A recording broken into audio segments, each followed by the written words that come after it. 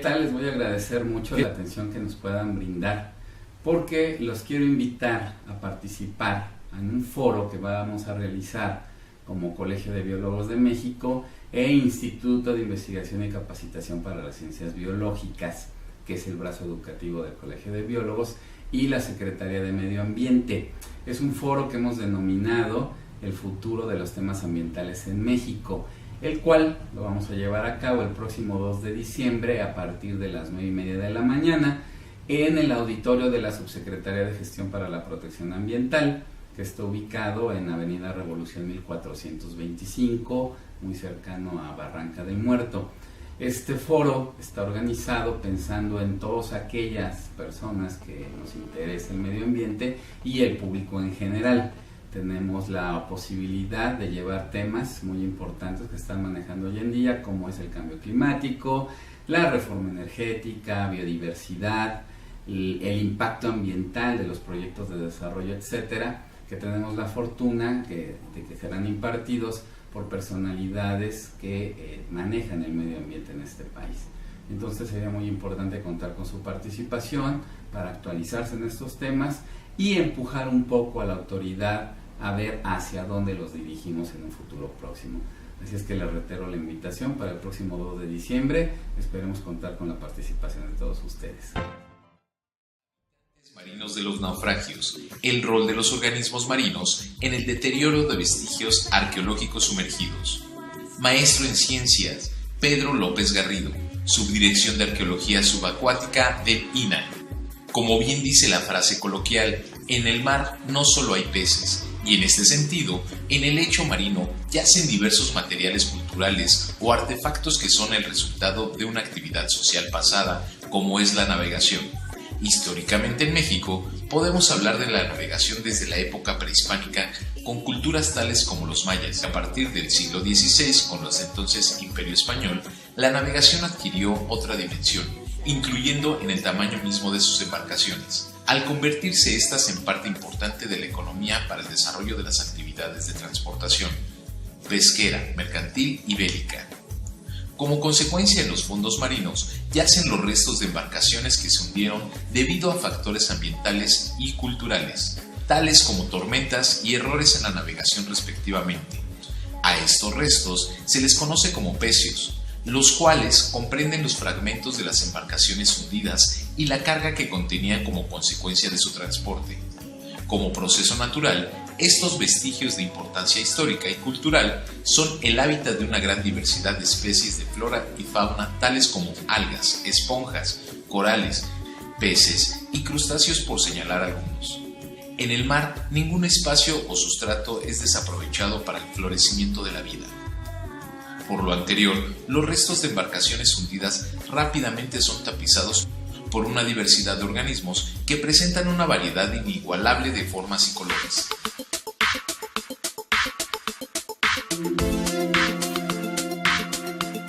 ¿Qué tal? Nos encontramos en una plática que vamos a sostener a través del Instituto de Investigación y Capacitación para las Ciencias Biológicas, que depende del Colegio de Biólogos de México, con el biólogo y maestro Pedro López, al cual le agradecemos muchísimo la oportunidad de esta plática, y que a mí me resulta particularmente interesante porque, platicando anteriormente con él, vemos una posibilidad para los biólogos de desarrollarse en un ámbito en el que normalmente no nos concebimos, en el que no platicamos, no nos desarrollamos, y que es la arquitectura, la historia, la arqueología. Y él trabaja precisamente para el Instituto Nacional de Antropología e Historia. Y ustedes se preguntarán, igual que yo, y un biólogo, ¿qué hace aquí? Y es lo que vamos a platicar en esta ocasión con Pedro. Te agradezco nuevamente. Muchas gracias. Y pues básicamente queremos saber eso. Y Pedro, entonces, si nos dices, por favor, ¿qué es lo que realizas aquí en el INAH? Sí, básicamente yo me inserto en un área que se llama Arqueología Subacuática, pues una subdirección. Es un área que se encarga del estudio de todo lo que es el patrimonio cultural sumergido, que yace tanto en aguas marinas, en aguas continentales, en nuestro país. Entonces, digamos, es un área totalmente que por las características del medio en las que se encuentran estos contextos, o donde yace este patrimonio cultural, pues es un área totalmente interdisciplinaria.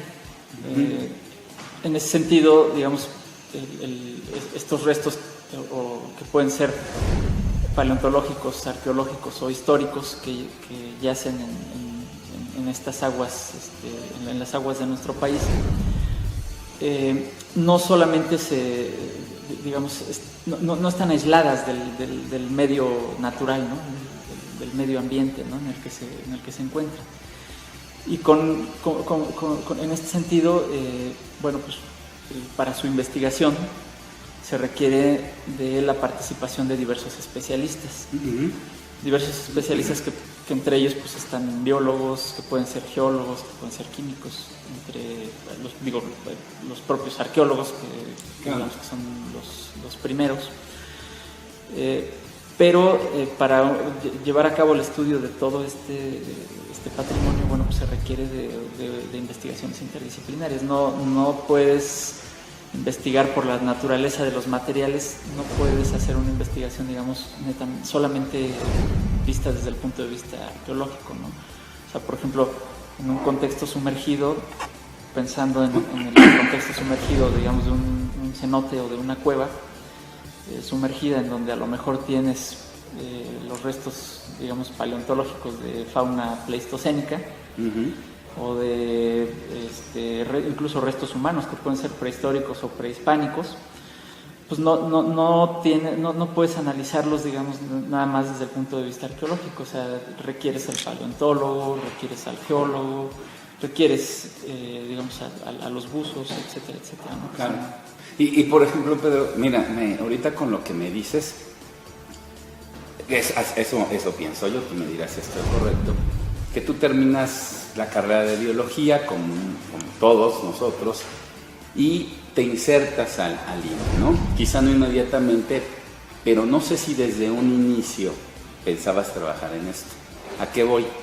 A que si alguien que nos vea, que está terminando la carrera, recién egresado, quiere insertarse en este ámbito, tú sabes hacia dónde se debe dirigir sus estudios, si hay posgrados, por ejemplo, que nos puedan llevar hacia esta tendencia, o es plenamente a través de el desarrollo profesional y la experiencia que puedes trabajar en estos asuntos de cuestiones subacuáticas, lo que nos has platicado. Sí, no, en realidad digamos un posgrado como tal, digamos especializado en estas cuestiones no lo hay. Este es un área pues bastante de desarrollo bastante reciente, como decías. Entonces más bien es como integrarte tú como profesionista. Originalmente hice mi tesis de licenciatura trabajando con restos de conchas de moluscos provenientes de un contexto arqueológico. Yo no tenía pensado, digamos, dedicarme a esto, ¿no? Mi área y lo que siempre me ha gustado es, digamos, la biología marina. Pero se me hizo un tema, digamos, novedoso, que pues muy poca gente en realidad ha trabajado aquí en México. Entonces hice todo el estudio, digamos, arqueozoológico de estas conchas de moluscos que procedían de una zona arqueológica, ¿no? Estos moluscos fueron hallados en un contexto de una ofrenda, y bueno, pues me encargué de hacer el estudio ahí de estos restos. Posteriormente me titulo con este tema, me integro ya, digamos, al mundo profesional, y yo me voy a trabajar a Veracruz, al Parque Nacional Sistema Arrecifal Veracruzano, digamos, ya a trabajar directamente con cuestiones de biología marina. Ahí yo estaba encargado de las cuestiones del programa de manejo del área natural protegida, ¿no? Interactuó mucho en ese entonces con el Acuario de Veracruz, interactuó con diferentes dependencias como la Secretaría de Marina y como el propio INA, como el propio Instituto Nacional de Antropología e Historia. En ese entonces mandan una comitiva de la Subdirección de Arqueología Subacuática, que es el área a la que actualmente pertenezco, y la mandan para que hiciéramos un trabajo en conjunto para integrar un capítulo que tuviera que ver con el manejo de recursos culturales sumergidos, es decir, con todos estos restos culturales, principalmente en el caso del del sistema arrecifal veracruzano, principalmente con el manejo de vestigios de embarcaciones de importancia histórica que se encuentran sumergidas en los arrecifes de Veracruz, ¿no? Que naufragaron en diversas épocas, ¿no? Hasta épocas recientes, que siguen naufragando, ¿no? Bueno, se siguen accidentando. Entonces, allí comienzo a trabajar con gente del INA, específicamente de esta área en la que ahora me integro, y comenzamos a colaborar, ¿no? Entonces, yo estaba encargado directamente de la parte natural, del manejo de los recursos culturales en la parte natural, y ellos pues del manejo de los recursos culturales, ¿no? Que están ahí sumergidos. Cuando yo salgo del sistema arrecifal veracruzano, directamente recibo la invitación formal de la arqueóloga Laura Carrillo y de la arqueóloga Pilar Luna para integrarme a esta área, para trabajar ya con cuestiones que a ellos les interesaban, pero que ya eran cuestiones más relacionadas con investigación, digamos, biológica aplicada a la arqueología subacuática. Entonces, ahí es cuando ya me integro yo en el principios del 2004, me integro a trabajar ya a esta área.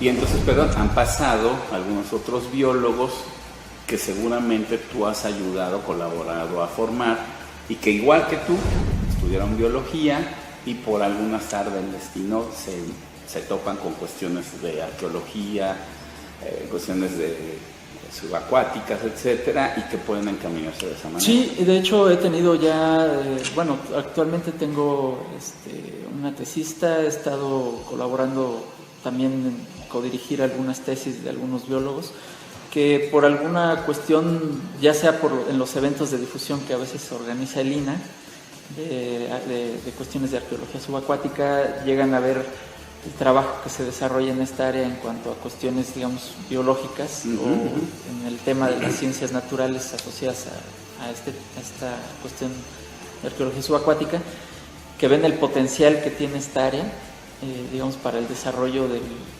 este caso como biólogos, como profesionistas, y que en algunos casos se han llegado a acercar a nosotros y terminan o haciendo alguna práctica profesional o como servicio social o incluso como tesista, ¿no? En algunos casos, ¿no? Okay.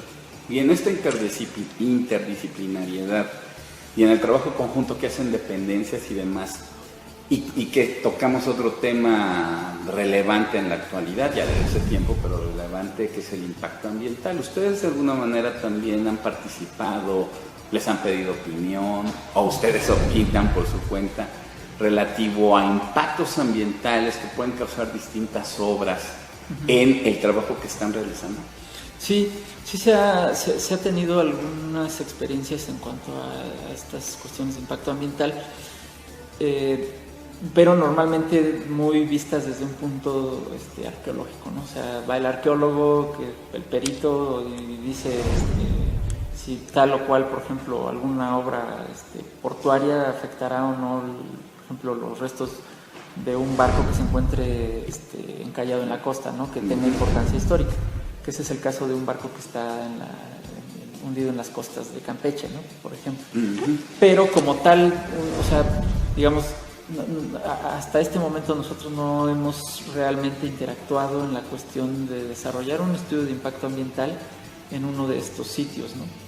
Porque tampoco hay la investigación que realmente te diga si va a haber o no afectación, pensando por ejemplo en los restos de este barco, que es un barco del siglo XVIII, que está encallado en las costas de la ciudad de Campeche, frente a la ciudad de Campeche, y que por lo mismo pues tiene un gran impacto de las aguas negras que están ahí directamente, que desembocan de la ciudad en esta área, que es como está en un ambiente costero, pues está sujeto a todos los procesos de erosión por oleaje, corrientes marinas, etcétera, etcétera, pero en realidad no tenemos como tal todavía un estudio que nos diga cuál es, por ejemplo, el impacto de la contaminación, ¿no? Sobre este tipo de vestigios culturales, ¿no?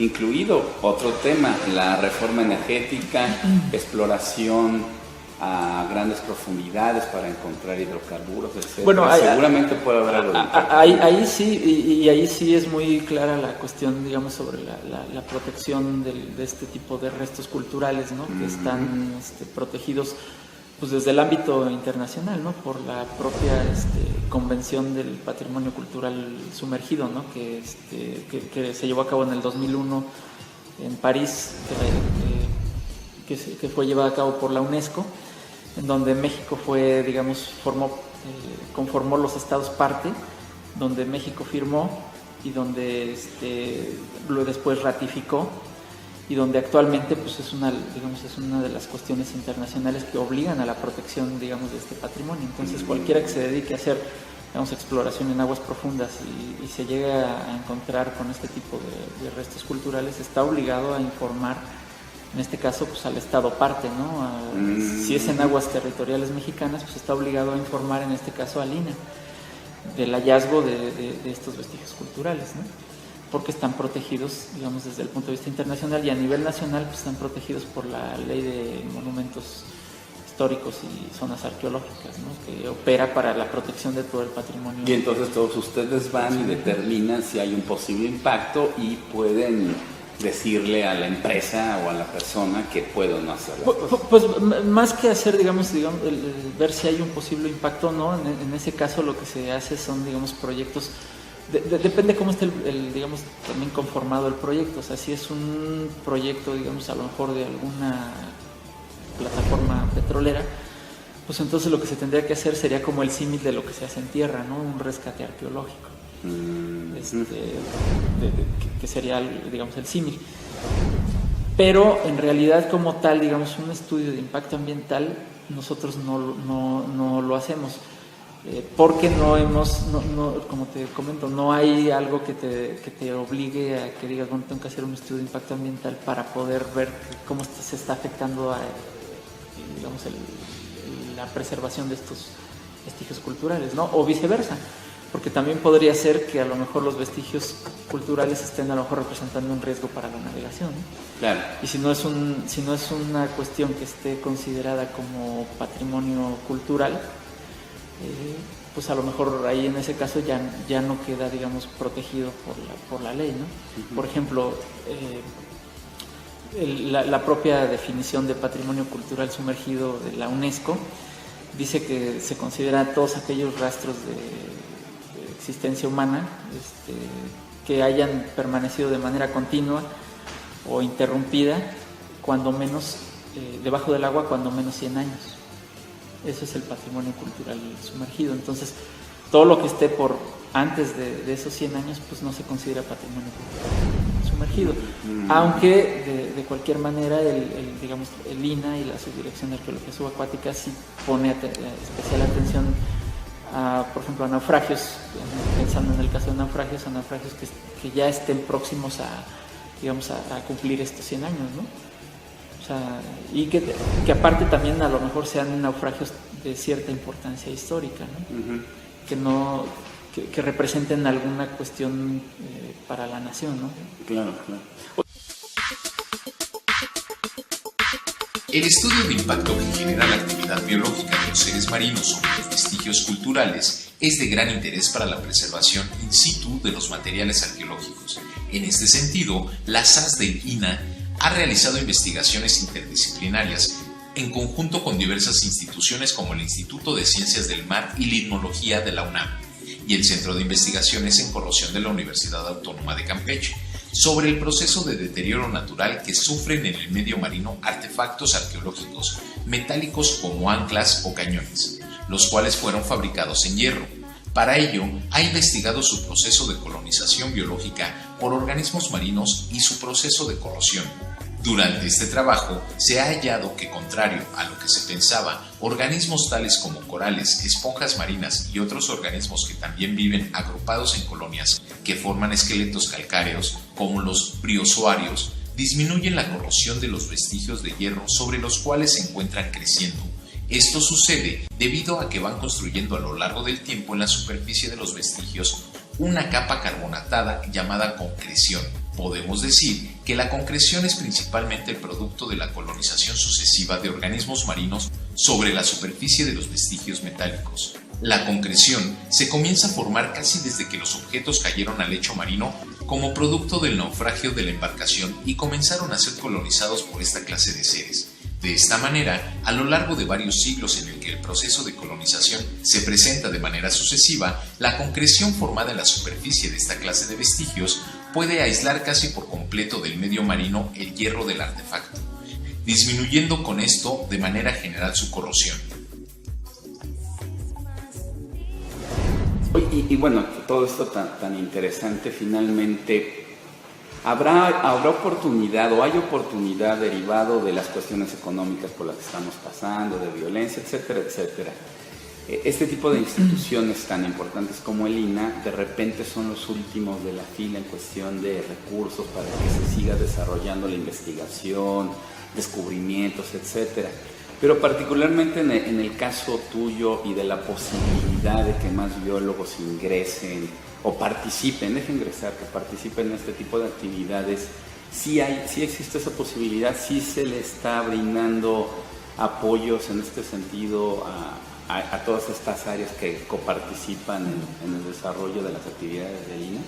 Sí, digo, como toda la situación del país, ¿no? Y de las instituciones, o sea, actualmente la administración de recursos pues es un tema, digamos, pues difícil, ¿no? Tema difícil. Y no nada más yo creo que del INAH, ¿no? Sino de diferentes instituciones como el POL y la UNAM. Entonces el INAH pues, no es la excepción. Uh-huh.